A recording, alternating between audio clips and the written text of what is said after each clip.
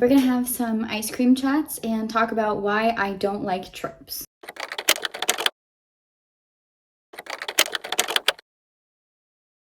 Why I don't like tropes. Number one, it gives away the story. You guys remember when you used to be able to go to the library or go to the bookstore and you could pick up a book that you haven't read yet, and for Bookstagram, when we didn't just know what every book was about anyway, you could look at the back of the book and it would tell you what it was about. You guys remember those beautiful magical days where it would just give you like a little synopsis of what the book was going to be about? And then that changed and it started getting filled with endorsements, okay? Instead of like having one at the top or like a couple in the middle, it was just all endorsements. And then you had to open the book and look in the front little sleeve, right, to see what the book was actually about, and sometimes that was continued on the back one. Now it's hard to even find what the actual book is about because the synopsis isn't a synopsis. It's whatever tropes you can find in the book. And even indie authors, right, when they're posting about their book on Bookstagram, a lot of the time it's like a montage of what tropes are in their book. And I get it. I understand that they are marketing to the masses. I get that. But there's plenty of space on Bookstagram for that. This video is not that. This video is why I don't like tropes, okay? I don't want to know that. I want to know what your book is about. I want to know what it's about. I don't want to know the tropes. I know that a lot of readers do because I know that they read books based on tropes, but I don't want that. I want you to tell me what your book is about. Just give me a blurb. That's all I need. Reason number two, it encourages a lack of creativity and originality. It takes away from a story's natural progression and it takes away from an author's natural storytelling abilities. It's meant to please an audience, not to tell a good story, which is okay. Okay, you know, like all the stories where you wait until vampires are popular and then you see that that's what's popular and that's what's trending, and then that's what you write your book about because you want to be able to make money on your book and write something that people are enjoying. I understand that we need to market to the readers, but I want to know how you would have written your book had you not stopped to include tropes. Because trad pub and self pub, I see it in both, where you're writing a good story, you've got some like interesting characters, you're trying to market your book, whatever. Like people like post behind the scenes, okay, like of their writing process and what they're thinking of, and they'll be like, oh, I was at the coffee shop and this interaction happened, I'm totally gonna have that happen to my characters. Or, oh, this is my favorite trope, I'm gonna include it in my book. But would your characters actually do that? Like, had you not remembered that, had you not enjoyed that trope, would you still be making your characters do that? Would you? Would they? Really? Or are you including it because it's your favorite trope and you think it's cute and you think people want to read it? That's fine. It's fine. Does that not give anybody else like the ick? Like, does that not, it doesn't feel genuine to me. Reason number three, it trains readers to enjoy and buy a certain kind of book. Now, you know how people say, oh, everybody's,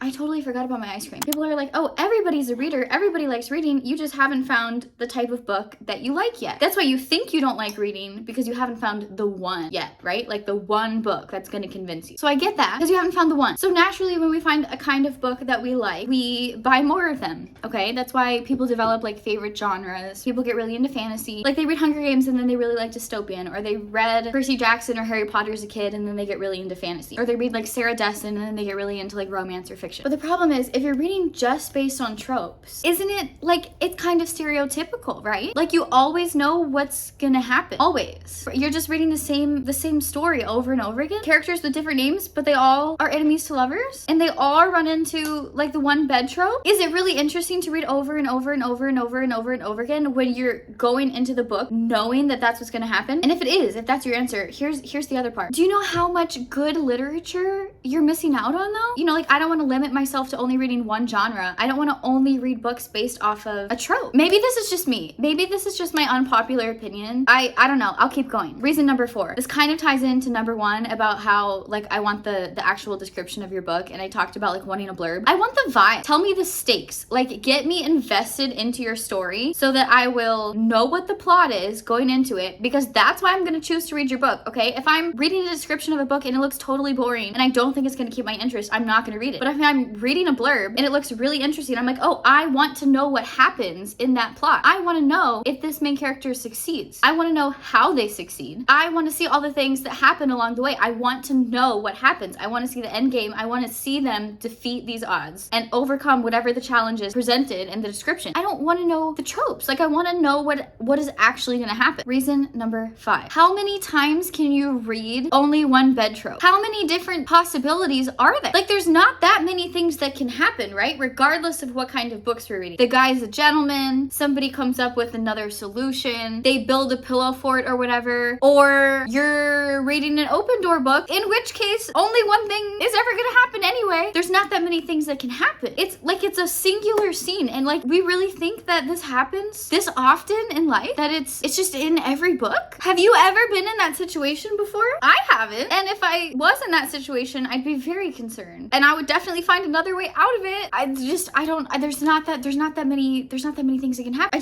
I don't get it. Reason, I think number 6. Authors should be judged, for lack of a better word. They should be judged for their ability to craft a story, not their ability to include and weave in and write tropes. This all basically comes back to the final point. I want to know that you can write a good story that you think is good. I don't care if your characters are doing things that everybody else does just because some readers want to read them. I want to know that you can write a good book. I don't need half of your plot to be ideas that everybody else has already come up with. When I sit down to write a book, I think of the plot, I think of the characters, I think of how I want it to go, right? I'm not like, oh, I want to write like a friends to lovers book, and I want it to be high fantasy, and I want them to have the only one bed trope, and I want them to have the unexpected pregnancy trope that only comes after the forced proximity trope. Like, no.